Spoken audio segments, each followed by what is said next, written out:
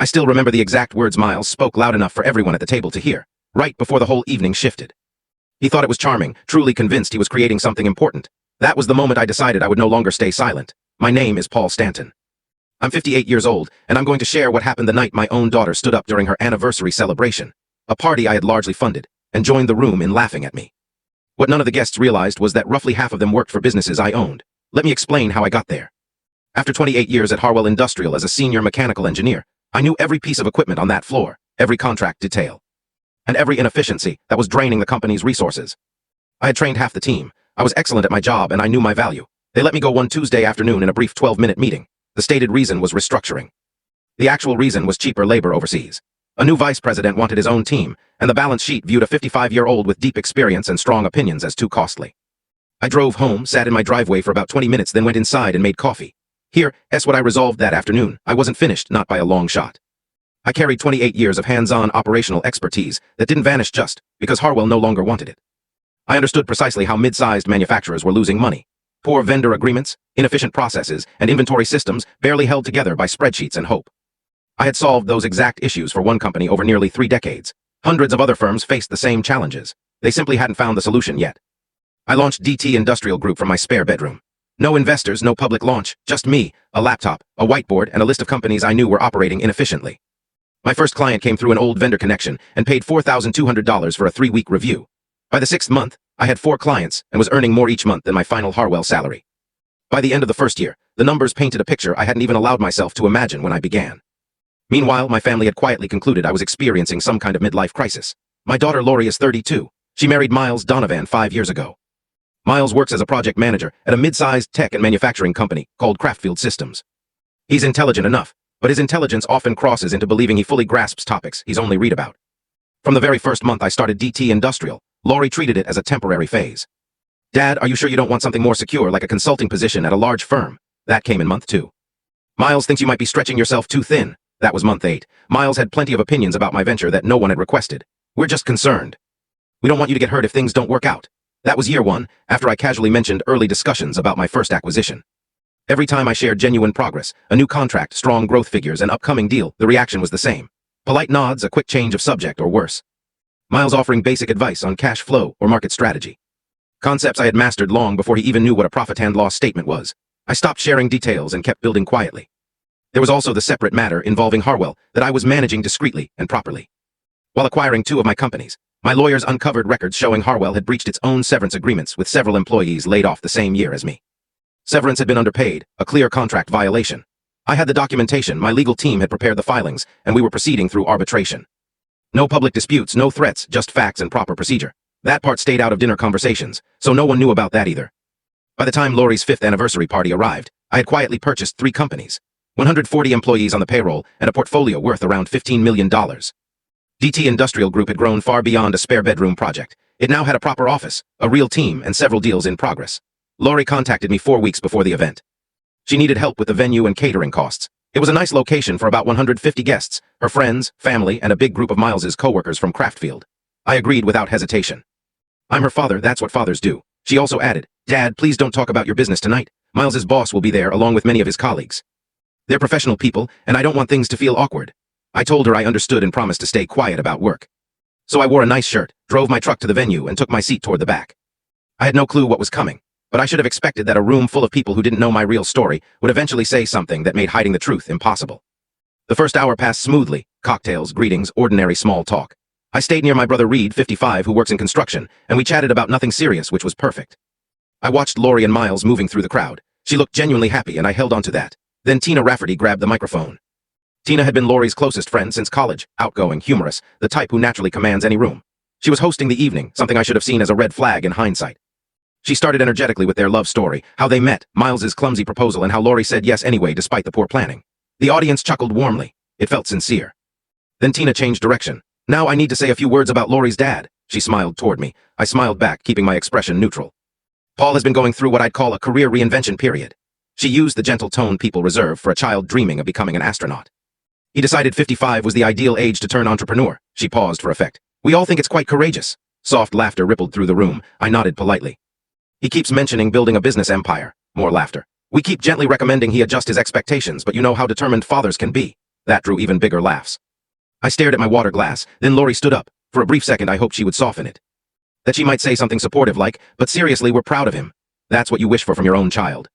Instead, she took the microphone and added, "Tina's being nice, honestly. My dad has completely embraced this CEO role." She smiled at the guests. "He talks about acquisitions and operational strategies, like he's running a major Wall Street firm. We've tried having the realistic expectations talk several times," she shrugged with a laugh, "but he's in his era." The room erupted with her. Loud laughter followed. Miles's colleagues seemed especially amused. A few glanced my way with that particular polite smile reserved for someone who doesn't realize they're the punchline. I sat there, smiled, and breathed. Then I excused myself and stepped out to the parking lot for fresh air. It was quiet outside, the sharp November chill that quickly clears the mind. I stood by my truck for a few minutes and reviewed the numbers in my head, the way I always do to regain balance. 3 companies, 140 people on payroll, $15 million.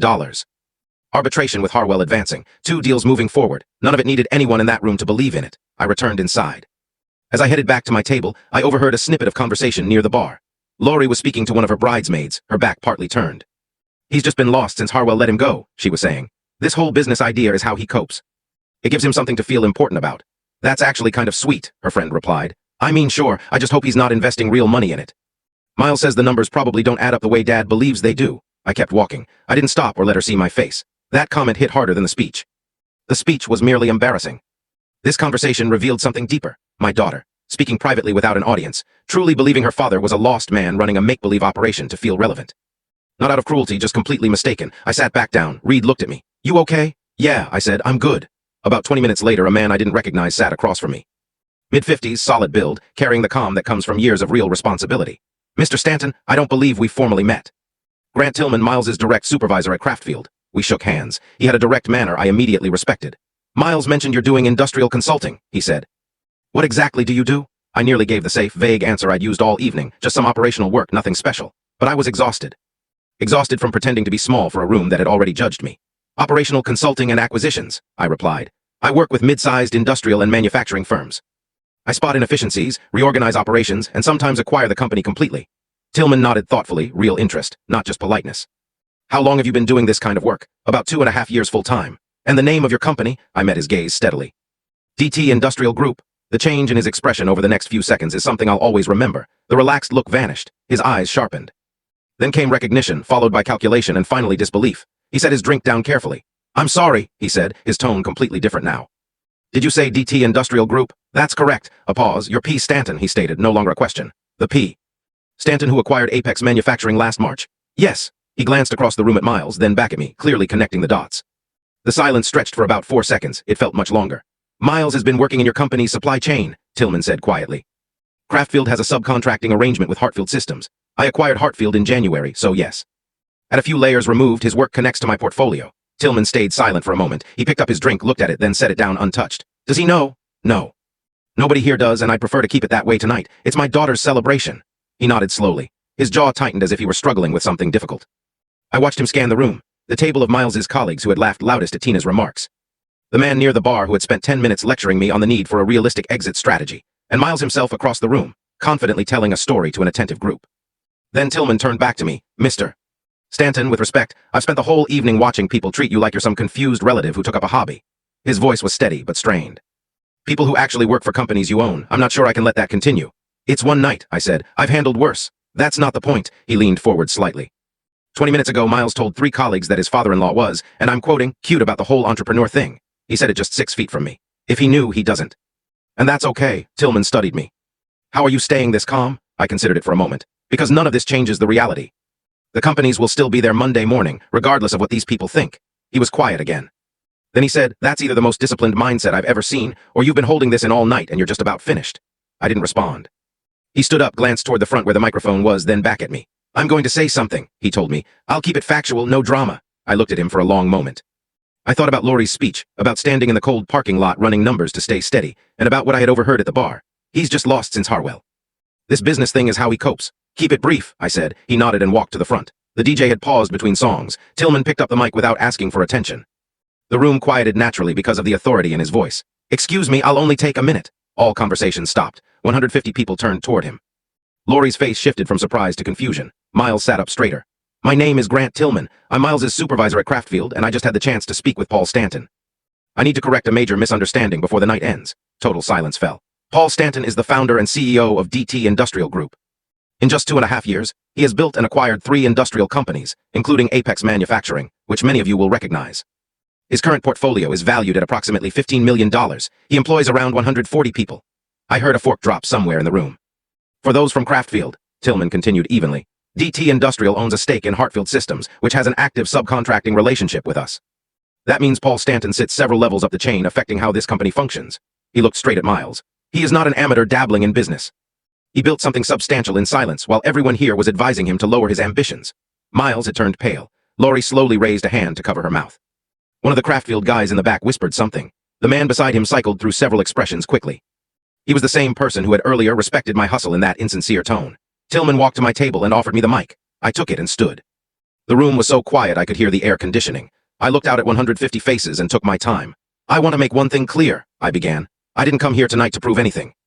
I came because my daughter asked me to, and I covered the venue costs because that's what fathers do. I let that sink in. I kept my promise. I didn't mention work once all evening. I looked at Lori. She remained standing, arms crossed tightly, eyes glistening. I need to say this once for the record. When Tina spoke tonight about my career reinvention phase, I was already 18 months into my second acquisition. My voice stayed calm and factual. When my daughter told the room I needed more realistic expectations, the payroll for 140 employees had already cleared twice that month. And when Miles called it cute, I paused briefly, I had signed documents 3 weeks ago involving the same company that issues his paychecks. Someone in the back exhaled sharply, not laughter, but the sound of a room adjusting to new information. I'm not sharing this to humiliate anyone. I'm saying it because for 2.5 years I watched the people closest to me decide my limits before the results were clear, and I stayed silent. Not out of shame, but because I believed the work would eventually speak for itself. I looked directly at Lori. She hadn't sat down. It does now, so that's settled. I placed the mic back and sat down, picking up my water. That was all. The room took about 10 seconds to recover. Then the murmurs started, not cheers or laughs, but the sound of 150 people processing the unexpected and discussing it with those around them. The Craftfield colleague who had lectured me on exit strategies suddenly became very focused on his napkin. The man who had compared my efforts to his neighbor's Etsy crafts and said it was nice I had a hobby got up and headed to the bar, not returning. Miles approached me about 10 minutes later. He looked like someone who had just been confronted with an unanswerable question. I had no idea, he said. None at all. I feel like a fool. You made assumptions, I replied. Most people do. Yeah, I'm sorry, Paul, truly, I nodded. I appreciate that. He lingered another moment as if wanting to add more, then wisely returned to his table. That was the smart choice. Tillman stopped by before I left, shook my hand firmly, and held it a second longer. I hope that wasn't crossing a line. It wasn't, I said. Thank you for having the courage to speak up. He smiled, gave me his card, and said he'd like a real discussion about what I was building. I told him I'd call on Monday. Lori found me near the coat check at the end of the night. Her eyes were red. Dad, she stopped a few feet away, uncertain. I don't know what to say. You don't have to say anything tonight. I was terrible to you in front of everyone. You were wrong about the facts, I said. That's different, though I know it doesn't feel that way. She was quiet. Then why didn't you tell me any of it? I looked at her. Every time I tried sharing something real, I got a subject change or a glance toward Miles. Eventually, I stopped trying. My voice remained steady. You told me to stay quiet about my business tonight because you didn't want it awkward around serious people. Those serious people turned out to work for companies I own. That's not your fault, you didn't know, but you chose to protect appearances before ever asking questions. She didn't argue. She was perceptive enough to recognize the truth. We'll work through this, I said, but not tonight. This was your anniversary. Let's not let this define the whole evening. I hugged her. She held on a little longer than usual. Then I got my coat and drove home. 6 months later, life had moved forward. The Harwell arbitration was settled in February. My lawyer's documentation was solid, and the other side knew it. 11 former employees received the back pay they were owed for the severance violations. Nothing flashy, no media attention, just the correct outcome through proper channels. That chapter closed cleanly, the way I wanted. Miles began calling me on Sunday afternoons, not to impress, but with genuine questions about evaluating acquisition targets, hiring operations managers, and managing debt in deals. He was quite capable when he dropped the need to appear sharp. We started building something that could become a real relationship, something that surprised me more than anything else from that night. Reed, my brother, who had spent 2 years asking why I didn't just get a stable job, now introduced me at his contractor gatherings as my brother who built a $15 million industrial operation from scratch at 56. I never corrected the age. I let him tell the story he wanted. Lori and I had 3 honest, difficult conversations between January and April. She visited my office in March, and I showed her the full operation, the companies, the structure, the upcoming deals, and how we made decisions. She asked thoughtful, substantive questions. That meant more to me than the party ever could. 3 guests from the anniversary party contacted me afterward about consulting work. One became a solid client. Turns out being known as the man who built something substantial while everyone assumed he was struggling is a reputation that spreads. Tillman and I met for coffee the next Monday as promised. He became one of my most trusted advisors in the months that followed. Some of the strongest professional connections begin